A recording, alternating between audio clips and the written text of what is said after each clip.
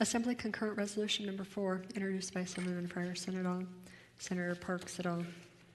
Celebrating the life of former Assemblyman Bernie Anderson. Whereas the members of the Nevada Legislature on this day remember and celebrate the life of an esteemed colleague and dedicated public servant, former State Assemblyman Bernie Anderson. And whereas Bernard J. Anderson Jr. was born on May 15, 1942, to proud Irish Catholics Bernard and Beatrice Anderson of Sparks, Nevada. And whereas after graduating from Bishop Manogue Catholic High School and the University of Nevada, Bernie Anderson began teaching government and history in the Reno-Sparks area, a career to which he dedicated more than 30 years of his life. And whereas teaching was not just a job, it was a passion for Bernie Anderson, and he devoted great effort to ensure his students understood the importance of democracy and to share with them his love for this country.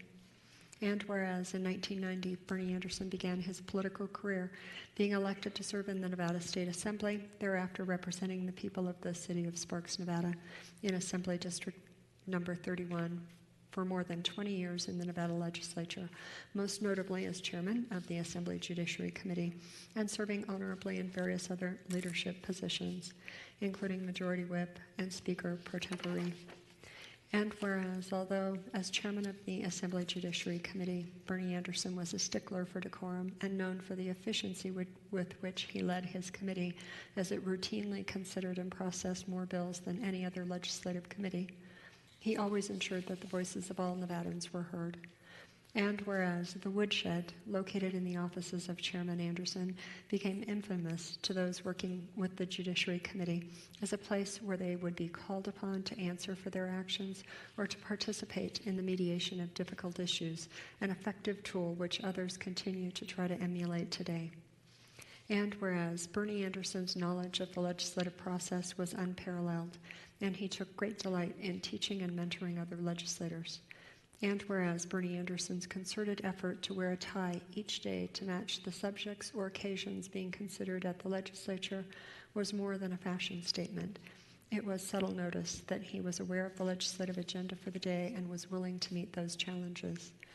And whereas, even though Bernie Anderson's first loyalty was to his constituents in the city of Sparks, he believed that as a public servant, he was responsible to work toward the good of all Nevadans and always considered the impact of legislation as a whole. And whereas of the many issues Bernie worked on as a legislator, he was proudest of his work in creating Nevada's first drug courts and combating domestic violence. And whereas this longtime educator brought life to his curriculum by such actions as dressing up as historic characters to interact with his high school students, and peppering his legislative floor speeches with examples of courage shown by the Founding Fathers during the Revolutionary War. And whereas Bernie Anderson had an incomparable ability to combine humor with public policy, as illustrated most notably when he would wear the hat from Cat in the Hat around the halls of the legislature on March 2nd, the birth date of Dr. Seuss, and read excerpts of the books on the floor of the assembly to honor the author and emphasize the importance and joy of reading. And whereas, in addition to serving the citizens of Nevada as an educator and legislator, Bernie was also a staff sergeant E6 in the Nevada Army National Guard from 1960 to 1967, and in 2007 was honored with the Charles Dick Medal of Merit in recognition of his service to the National Guard. And whereas, even above his love of teaching, legislative service, trains in the city of Sparks, was his love for and respect of his wife Clyda and their two daughters, Karen and Natha Clyde. The mere mention of their names would light up his face. And whereas Bernard J. Anderson Jr. will long be remembered as a devoted husband, father, and grandfather, an outstanding public servant, and one of the greatest advocates for Sparks and Washoe County. Now, therefore, be it resolved by the Assembly of the State of Nevada, the Senate concurring, that the members of the 79th session of the Nevada Legislature remember and celebrate the life of Bernard J. Anderson Jr. on this day and extend their deepest condolences to Bernie's cherished wife, Clyda, and daughters, Karen and Natha. And be it further resolved that the Chief Clerk of the Assembly prepare and transmit a copy of this resolution to Assemblyman Anderson's beloved wife and daughters. End of resolution. Assemblyman Thompson. Thank you, Mr. Speaker. I move that the Assembly adopt Assembly Concurrent Resolution Number 4. Assemblyman Thompson has moved that for the adoption of Assembly Concurrent Resolution 24. Remarks? Sorry. Oh, I have a typo. Sorry, 4. Thank you, Mr. Speaker.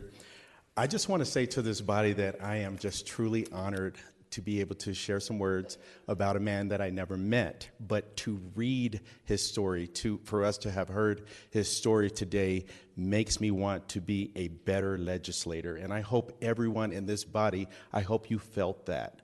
You felt part of that when you heard Ms. Furlong speak that into the record. I do also want to share, and one thing that's in this bio, that's in an alumni book that you'll be able to, it will be offered to all of us, is that he was a true public servant. It means a lot. Those words mean a lot. They weren't just written there. He was a true public servant when you live and breathe it every day. I also wanted to add that for 8 of his 10 sessions in the Assembly, Mr. Anderson was a non-lawyer who served as the chairman of the Judiciary Committee, which is like, wow. And I heard he made things happen. So that's great. As a resident of the railroad city of Sparks, Mr. Anderson created legislation to make railroads safer. His admirable record of legislative achievement illustrates his passions in life. He fought for laws concerning education, adoption, welfare reform, gaming, domestic violence, drug courts, and public employees. Bernie Anderson took seriously the responsibilities and ideals of a Nevada legislator. What a great man. Any further remarks? Assemblyman Elliott Anderson. Thank you, Mr. Speaker. Still in order of business 15. I also wanted to talk about the ultimate senior Anderson's practical sense of humor. He embodied, he was a fun-loving person. I'll never forget in the 2009 session when he took a Brian Urlacher bobblehead doll from the committee manager for the Commerce and Labor Committee and hid it and created a session-long controversy about who stole the doll. And it was the funniest thing ever because then someone else decided to get another Brian Urlacher doll that was identical and start shipping it, breaking it up and shipping it in pieces to the committee manager of Commerce and Labor. And so meanwhile, this person created a whereisyourdoll.yahoo.com and started emailing everyone in the legislature, and that was all because Assemblyman Anderson decided to take that doll one day as a practical joke. And he played right into it, and it was amazing and made everybody's life a lot more fun that session. So I thought that as we talk about all the important things that he did for the process and for Sparks, that he should also get credit for never being afraid to make a good joke and to have a little fun.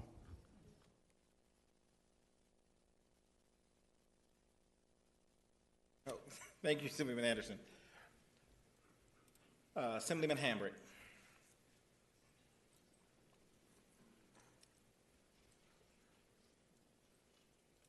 Thank you, Mr. Speaker. My freshman session was 2009, and my colleague from Assembly District 4, we were freshmen, and we were both assigned to Judiciary, and Mr. Anderson and Mr. Carpenter sat next to each other and ruled that committee with iron fist.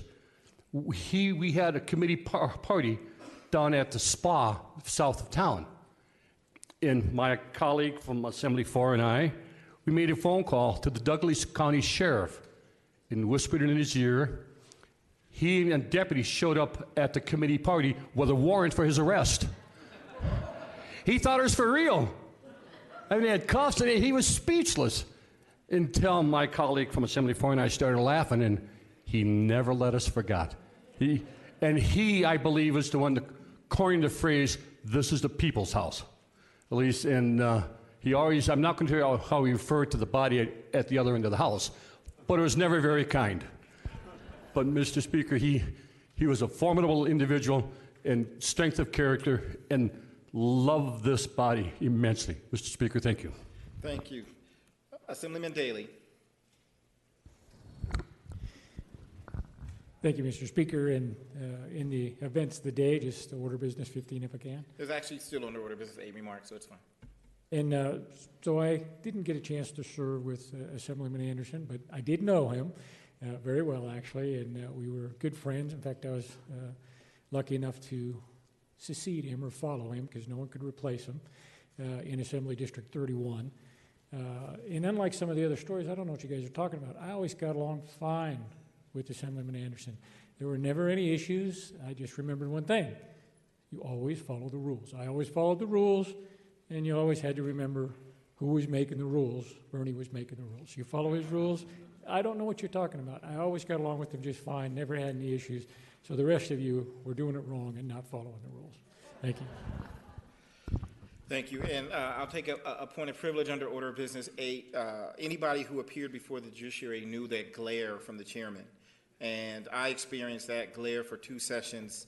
And I remember feeling like Chairman Anderson was the gatekeeper for the legislature. And most of us lobbyists had to appear before judiciary at some point in time, and most of us had to go to the woodshed at some time. And I remember seeing him at the end of the hall, and we were walking towards each other, and for whatever reason, it felt like there was no one else in the hall. I was probably just mortified of Chairman Anderson, but we were walking towards each other, and we got to the middle, and I said, "Mr. Chairman," and he growled and turned around and walked away, and I knew I had arrived, because that was a term of endearment from Chairman Anderson, because he could have ripped me up, and I messed up plenty of times those first couple of sessions, but that was his way of welcoming me into the fold, and he had that way about him where he didn't have to say words to get his point across, and it was almost always either a sense of humor or an embracing and an effort to try to help and mentor a new either legislator or advocate in this building. So he's sorely missed, but his spirit certainly lives on within this body. Assemblyman Orenshaw. Thank you, Mr. Speaker. I actually had the privilege of meeting Assemblyman Anderson back in 1995 when this House was evenly divided, and during that session, Assemblyman Anderson was co-chairing the Judiciary Committee, and the way it worked, he would chair one day, and then his Republican counterpart would chair the other, and I think he really got to learn a lot about the give and take that session, and I didn't spend a ton of time with him after that. I got to visit him during that session, when my mom came up and served as a freshman. But then when I was elected in 2006, and I came up in 2007, I was very excited, bright-eyed and bushy-tailed to come and to get to serve on the Judiciary Committee with Chairman Anderson. And I hadn't realized that Chairman Anderson had decided that I was going to be his project. And that meant I was going to learn some special things and kind of learned about the legislative process. And at the time, I thought, wow, why is he being so hard on me? Why is he being so mean to me? There was a particularly controversial bill that I had that was not supported by all my colleagues on my side of the aisle, probably hardly by any on the Republican side. But I had enough votes to get it to pass, I thought. And I asked Chairman Anderson, would you please call this bill for a vote? And he said, "Are you sure you have enough votes to get it to pass in Judiciary Committee?" I said, "Chairman, I'm sure." So we called the vote. Lo and behold, a good colleague, good friend, good colleague of mine from Las Vegas, a Democrat, had decided to vote against the bill. The bill failed. And I did the unthinkable. I asked the chairman, "Can I work on it some more and try to get the votes?" And he said, "Sure, absolutely. I'll definitely have a second vote on that. But this time, you have to make sure you have at least one Republican vote." And I sat down there, I think where my colleague from Nye County sits, and my neighbor was a Republican legislator from Las Vegas, and we'd become pretty good friends, and we both served on Judiciary Committee together. And I begged her, "Would you please vote for this bill? The chairman will call it for a vote if I can get one Republican vote." And she said, "I really don't like this bill, but I'll vote for it in committee. I can't promise you what I'll do on the floor." So we called the vote. She did vote for it in committee, and I had a passing bill. I was thrilled. I proved to Chairman Anderson that I could do it. I had a majority. The Democrat who'd voted against me voted for the bill, and I had one Republican. Well, lo and behold, my Republican friend, who sat down there, over there near my colleague from Nye County, let the chairman know that she did indeed vote for it in committee, but she wasn't sure she was going to vote for it on the floor. And chairman wasn't happy about that. He was not happy at all. And that's when I learned that just like there's 50 ways to leave your lover, there's 50 ways to kill a bill. And I learned that a chairman never has to report a bill out to the floor. And at the time, I was pretty devastated. Now I can laugh at it, and it was a good way to learn about the process. And the world's not a particularly worse place because that bill didn't pass, but it gave me a lot of affection for Bernie. Later, the next session, we had a lot of talks, and he let me know that he thought he'd been too hard on me that session. He actually wished he could have handled it differently. And boy, he became such a mentor to me. I called him the night I got my bar exam results. I let him know I passed, and he cried on the phone. He was so happy for me. In 2013, when I first chaired a standing committee, when your predecessor, Speaker Kirkpatrick, had me chair the Legislative Operations Elections Committee, he gave me some of his old committee manuals in terms of how to run a committee. During that session, he was here lobbying, actually, I think, for retired teachers. So it was great getting to serve with him. In terms of his legislative accomplishments, some of the things that weren't mentioned, I remember the bills that were sponsored on equality for the LGBTQ community. He was a very strong advocate in that area, strong advocate on environmental issues, certainly drug court and domestic violence was already mentioned. Educators and the union movement, very devoted to those causes and trying to make sure that workers would have the right to unionize. He really respected Nevada history. He respected the history of the courts. As anyone knows, in the woodshed who worked with Bernie, he had pictures of all the 17 county seats and the county courthouses, and he really valued that. He was one of a kind, and he's someone that if you got to serve with him, you were very lucky, and if you didn't, then I always tell my colleague here from Assembly District 9, well, Bernie would have done it like this, but I still like how you did this, but Bernie would have done that. But don't worry, you're still doing a great job. So he's someone that I think continues to shape our process, and he did care about making good policy, and he was a truly wonderful human being. And I'm honored to support this resolution, Mr. Speaker. Thank you. Any further remarks? Assemblywoman Diaz. Thank you, Mr. Speaker. I'm so excited to continue a tradition in this body that former Assemblyman Bernie Anderson started. Every session on Dr. Seuss's birthday, which is today, he would read one of his books, whether it was Cat in the Hat or Hop on Pop. Today, I've chosen to read The Sneetches, which Dr. Seuss wrote in 1961 to teach children about diversity and inclusion. He wrote the book to address how different groups of people didn't like each other during World War II. A number of the Dr. Seuss books do teach children to be fair and to treat people equally. Theodore Geisel, aka Dr. Seuss's family, were German immigrants and often targets for many insults about their heritage, and I thought that this would be a timely book to read in our body. And so I'm just going to have a little assistance so I can do a real teacher read aloud here.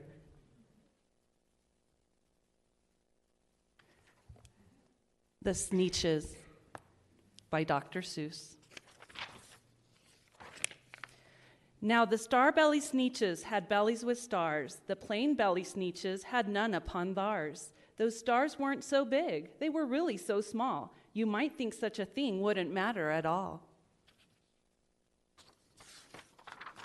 But because they had stars and the star-belly Sneetches would brag, we're the best kind of Sneetch on the beaches. With their snoots in the air, they would sniff, they would snoot.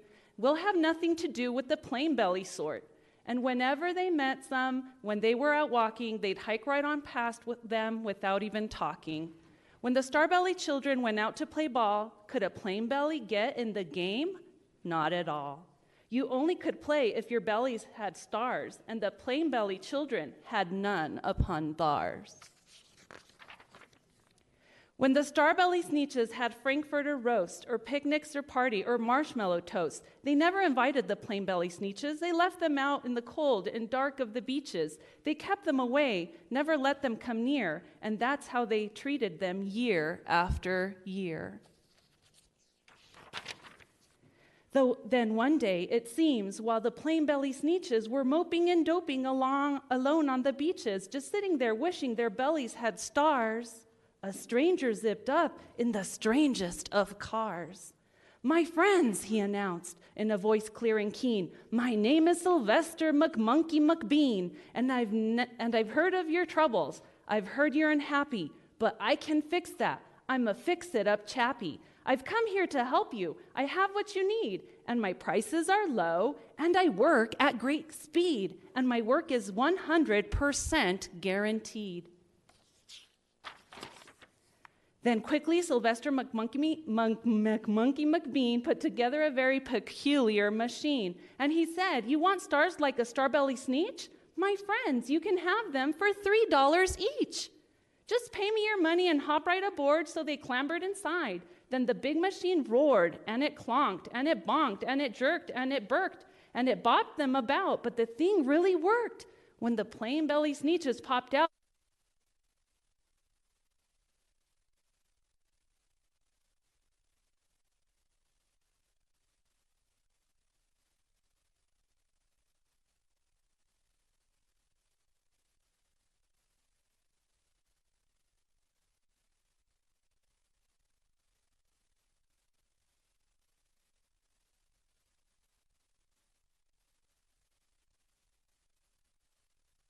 "But now, how in the world will we know," they all frowned, "if which kind is what, or the other way round?" Then came McBean with a very sly wink, and he said, "Things are not quite as bad as you think. So you don't know who's who. That is perfectly true. But come with me, friends. Do you know what I'll do? I'll make you again the best Sneetches on beaches, and all it will cost you is $10 eaches." "Belly stars are no longer in style," said McBean. "What you need is a trip through my star-off machine. This wondrous contraption will take off your stars, so you won't look like Sneetches who have them on thars." And that handy machine, working very precisely, removed all the stars from their tummies quite nicely. Then, with snoots in the air, they paraded about, and they opened their beaks, and they let out a shout. "We know who is who! Now there isn't a doubt. The best kind of Sneetches are Sneetches without." Then, of course, those with stars all got frightfully mad. To be wearing a star now was frightfully bad. Then, of course, old Sylvester McMonkey McBean invited them into his star-off machine. Then, of course, from then on, as you probably guessed, things really got into a horrible mess. All the rest of the day, on those wild screaming beaches, the fix-it-up chappie kept fixing the Sneetches. Off again, on again, in again, out again. Through the machines, they raced round and about again, changing their stars every minute or two. They kept paying money, they kept running through, until neither the plain nor the Starbellies knew whether this one was that one, or that one was this one, or which one was that one, or what one was who. Then, when every last cent of their money was spent, the fix-it-up chappie packed up and he went. And he laughed as he drove in his car up the beach. "They never will learn. No, you can't teach a Sneetch."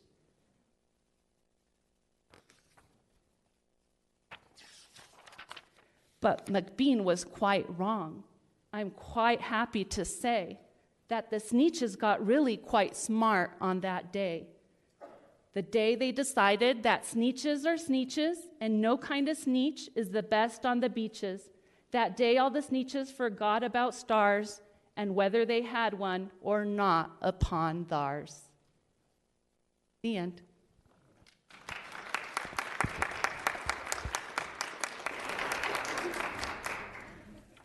Any further remarks?